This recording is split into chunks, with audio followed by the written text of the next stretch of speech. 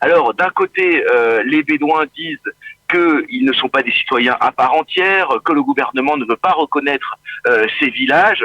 Il y a eu dans le passé 2 villes qui ont été créées pour essayer de régler, de transférer des populations des villages non reconnus vers des villes reconnues, mais souvent les Bédouins refusent, ils veulent rester vivre sur leurs terres, et aussi parfois ils profitent de ce vide juridique pour construire illégalement, pour s'étendre illégalement.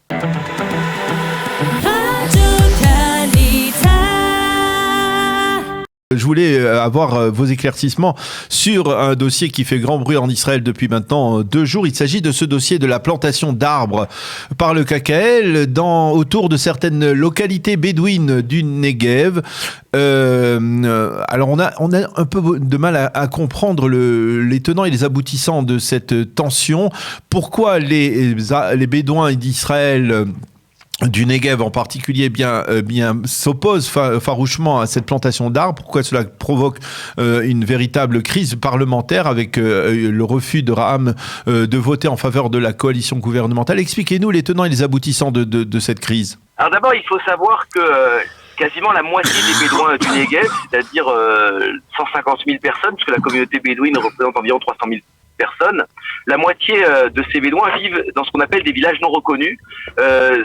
Sont en fait parfois de simples bidonvilles, parfois presque des agglomérations qui se trouvent souvent au bord de la route ou plus à l'intérieur du désert du Negev et qui ne jouissent pas d'une reconnaissance officielle du gouvernement. Les constructions sont illégales, elles sont parfois ou non raccordées à l'électricité, parfois ou non raccordées au réseau d'eau, et c'est un très vieux problème israélien que ces villages non reconnus. Alors, d'un côté, les Bédouins disent qu'ils ne sont pas des citoyens à part entière, que le gouvernement ne veut pas reconnaître ces villages. Il y a eu dans le passé 2 villes qui ont été créées, 2 villes officielles, dont Rahat, la plus grande ville bédouine dans le Negev, pour essayer de régler, de transférer des populations des villages non reconnus vers des villes reconnues, mais souvent les Bédouins refusent, ils veulent rester vivre sur leurs terres, et parfois ils profitent de ce vide juridique pour construire illégalement, pour s'étendre illégalement. Alors c'est ça, parce que je voudrais une précision. Secondé d'une certaine manière dans son action par le KKL, l'organisme chargé du reboisement d'Israël.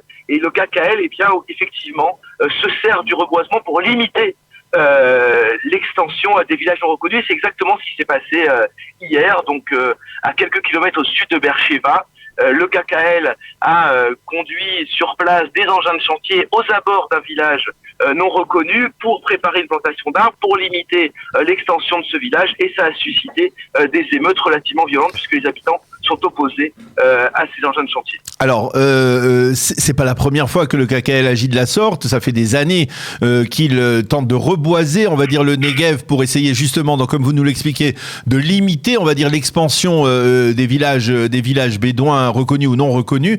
Qu'est-ce qu'il y a de particulier? Qu'est-ce qui s'est produit? Est-ce que les émeutes qui se sont produites ces 2 derniers jours sont liées, on va dire, au statut nouveau et important de Raham au sein de la coalition gouvernementale? Oui, absolument. Il y a une forme, si vous voulez, d'instrumentalisation de ce conflit qui, comme vous le dites, est très ancien. C'est-à-dire que Raham, qui a été élu en grande partie avec les voix des Bédouins du Negev, même si le parti n'est pas dirigé par un Bédouin, est dirigé par Mansour Abbas, mais qui est une personnalité arabe islamiste proche des milieux bédouins, eh bien, la liste concurrente arabe, la liste arabe unifiée, peut d'une certaine manière tendre un piège, mettre mal à l'aise Mansour Abbas face à cette communauté bédouine qui le soutient. Et donc la liste arabe unifiée, on l'a vu dès les premières heures de cette protestation, s'est joint aux manifestants, a soutenu les manifestants d'une certaine manière contre Mansour Abbas, en leur disant en somme, vous voyez, vous avez votre représentant au sein du gouvernement israélien, mais il ne fait rien pour vous, il est incapable d'arrêter le KKL, il est incapable d'arrêter le reboisement de cette région qui conduira à la limitation de l'extension de votre village, et donc finalement il n'est pas un bon représentant. Mansour Abbas est arrivé quelques heures plus tard pour calmer les esprits, il a promis d'arracher un compromis avec les autorités israéliennes, mais on voit bien là qu'il y a un enjeu d'une certaine manière au sein même de la communauté arabe israélienne entre ceux qui seraient plus partisans d'une coopération avec l'État, voire même d'une participation au gouvernement, comme c'est le cas de Mansour Abbas, et ceux qui restent résolument hostiles, comme la liste arabe unifiée des Manodais. Dites-moi si je me trompe, mais on a un peu le sentiment que Mansour Abbas profite de son nouveau statut. Certains affirment, même dans l'opposition, que le véritable premier ministre de l'État d'Israël, c'est Mansour Abbas, et que Abbas en profite, et chaque semaine, il revient avec de nouvelles exigences. La semaine dernière, c'était la loi sur l'électricité, donc qui a finalement été votée, qui va permettre de raccorder à l'électricité certains de ces villages qui sont illégaux, bédouins dans le Negev, et là, cette fois-ci, donc, c'est la plantation d'arbres. Jusqu'où Mansour Abbas va aller ?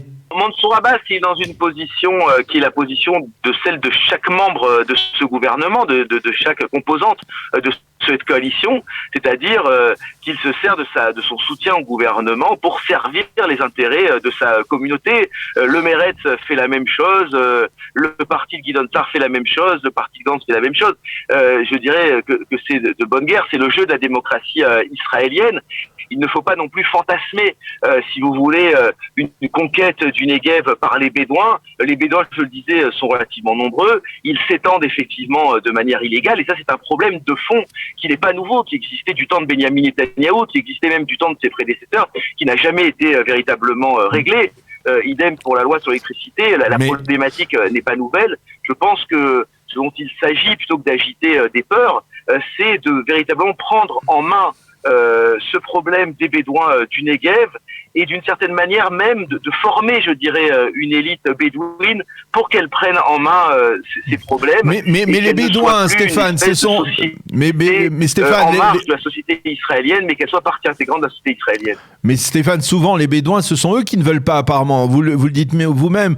Lorsque, par exemple, Ayelet Shaked propose un programme de sédentarisation du secteur arabe, du secteur bédouin, les Bédouins refusent. Et il y a là aussi, on n'en a pas dit un mot, mais il y a probablement là ici un problème de pègre, de délinquance, puisque certains des responsables locaux de ces villages illégaux, sont eux-mêmes, on va dire entre guillemets, liés à la pègre arabe israélienne, et qu'ils ont tout intérêt à conserver des territoires, des terres qu'ils pourront après monnayer à grand prix.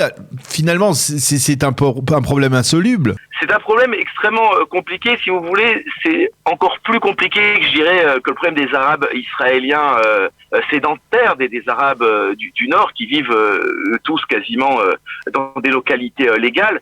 Bien qu'on ait vu au mois de mai dernier que cette population peut être aussi traversée par une hostilité extrêmement forte à l'État d'Israël. La communauté arabe bédouine, comme la communauté arabe israélienne en général, est déchirée, comme je vous le disais, entre deux tendances, entre effectivement une tendance peut-être sécessionniste qui refuse l'autorité de l'État d'Israël, qui résiste quelque part à l'État de droit qu'est l'État d'Israël, et d'un autre côté, j'en suis témoin, à une nouvelle génération qui veut au contraire de plus en plus s'intégrer. Je réalise en ce moment pour Arte un reportage sur une école de Bédouins, financée d'ailleurs par des fonds de juifs français, des fonds Rothschild, qui forment une élite bédouine, une élite de jeunes qui s'intègrent ensuite dans la high-tech, dans le monde de la politique, dans le monde associatif. Et ces jeunes que je fréquente en ce moment quasiment tous les jours expriment très clairement l'envie de vivre selon le droit israélien dans une société apaisée où chacun aurait sa place. Ce sont des Bédouins ou ce sont des Arabes israéliens, on va dire, du Nord, pour simplifier? Non, ce sont des Bédouins. C'est une école qui est destinée spécifiquement aux Bédouins du Negev. Elle est située d'ailleurs en plein Negev, dans la région de Rahat, en bordure de la ville de Rahat, donc qui est la plus grande ville arabe bédouine. Et ces Bédouins qui ont entre 20 et 25 ans, c'est déjà la 8e promotion, manifestent beaucoup de talent pour progresser, pour acquérir des compétences, s'intégrer ensuite et enfin, comme vous le disiez, régler ce problème des Bédouins du Negev qui empoisonne d'une certaine manière la démocratie israélienne depuis maintenant plusieurs décennies. Eh bien, Stéphane Amar, merci beaucoup pour toutes ces explications importantes et ces informations autour donc d'une volonté d'une partie des Bédouins, en tout cas, de continuer à s'intégrer dans la réalité, dans la société israélienne au maximum. Merci beaucoup d'avoir été avec nous ce matin. Bonne journée, à bientôt.